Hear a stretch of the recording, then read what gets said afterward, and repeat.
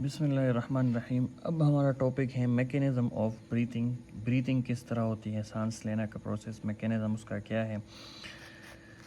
अच्छा, ब्रीथिंग के हमारे पास ब्रीथिंग के दो फेजेस होते हैं, सही है। ब्रीथिंग हैज़ टू फेजेस, दो फेजेस होते हैं जो कि रिपीट होते हैं, सही है। दो फेजेस कौन से हैं? एक हमारे पास है इंस्पायरेशन,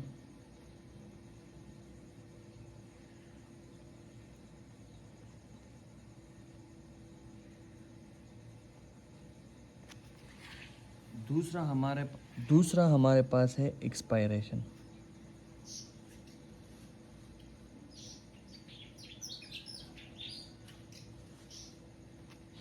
अच्छा, इंस्पायरेशन कौन सा है?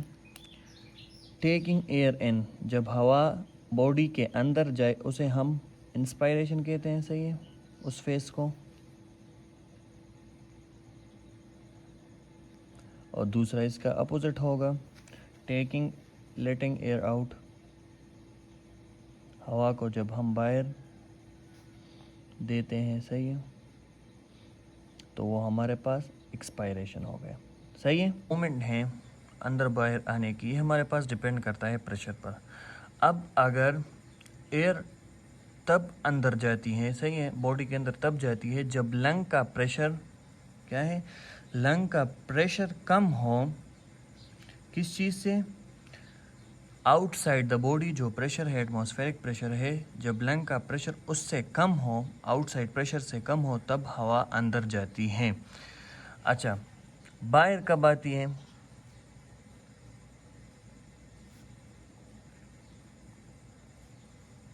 जब लंग का प्रेशर ज़्यादा हो आउटसाइड के प्रेशर से।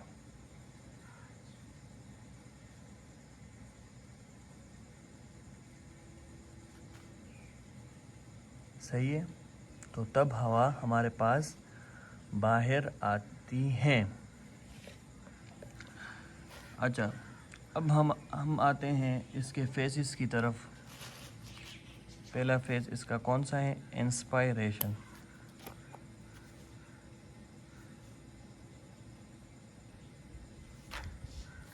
इंस्पायरेशन के बारे में पढ़ेंगे हम। इंस्पायरेशन को हम इनहेलेशन भी बोलते हैं, सही है।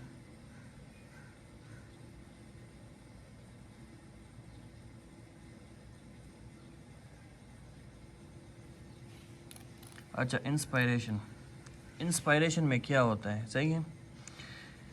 इसमें पहला हमारे पास क्या होता है? इंक्रीज़ हो जाता है चेस्ट वॉल्यूम। चेस्ट वॉल्यूम क्या हो जाता है? चेस्ट का जो वॉल्यूम है वो इंक्रीज़ हो जाता है, सही है। पहला काम ये होता है, गोल इसका क्या है। दूसरा, डिक्रीज़ हो जाता है लंग का प्रेशर। लंग का जो प्रेशर है, हमने ऊपर भी पढ़ा, वो डिक्रीज़ हो जाता है। जब चेस्ट वॉल्यूम ज़्यादा हो जाए, लंग का प्रेशर डिक्रीज़ हो जाए, तो फिर क्या हो जाता है? एयर हमारे पास अंदर चली जाती है।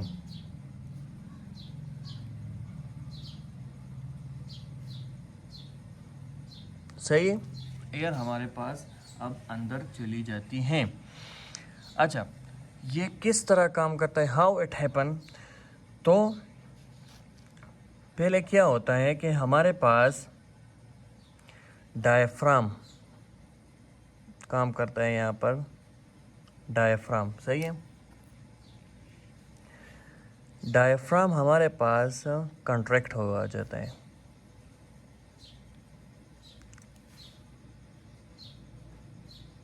डायफ्राम हमारे पास कंट्रैक्ट हो जाता है। अच्छा, डायफ्राम हमारे पास देखें, नॉर्मली डायफ्राम हमारे पास डोम शेप में प्रेजेंट हुआ होता है, सही है। नॉर्मली डायफ्राम डोम शेप में प्रेजेंट है, सही है। जब हम इंस्पायरेशन करते इनहेलेशन करते हैं तो डायफ्राम क्या हो जाता है, डायफ्राम फ्लैट हो जाता है, फ्लैट हो जाता है और नीचे की तरफ झुक जाता है, सही है। देखिए ये क्या हो जाता है, इट बिकम फ्लैट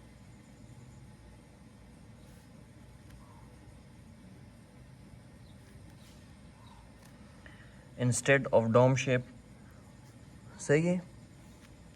और मूव डाउन, डोम शेप की जगह ये क्या हो जाता है, फ्लैट हो जाता है और नीचे चला जाता है, जिसकी वजह से हमारे पास चेस्ट वॉल्यूम इंक्रीज हो जाता है, सही है। अच्छा,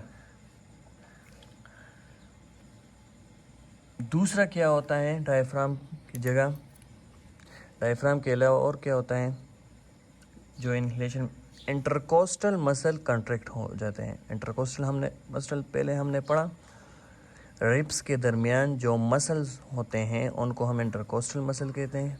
पिछले लेक्चर में भी हमने पढ़ा था ये। इंटरकोस्टल मसल क्या हो जाते हैं, कॉन्ट्रैक्ट हो जाते हैं। जब इंटरकोस्टल मसल कॉन्ट्रैक्ट हो जाए तो क्या हो जाएगा, रिब केज जो है वो भी एक्सपेंड हो जाएगा, सही है।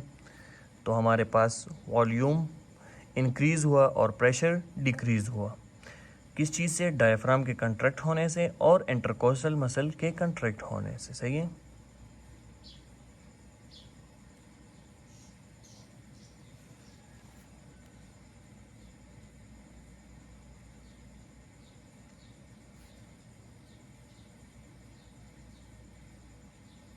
रिब केज बाहर की तरफ एक्सपेंड हो गया तो क्या हो गया, हमारे पास चेस्ट कैविटी खुली हो गई, सही है, बिगर हो गई, लंग प्रेशर डिक्रीज़ हो गया, एटमॉस्फेरिक प्रेशर हमारे पास क्या हो गया, अंदर चला गया एयर पैसेज वे के थ्रू। ये था हमारे पास इंस्पायरेशन इनहेलेशन, सही है।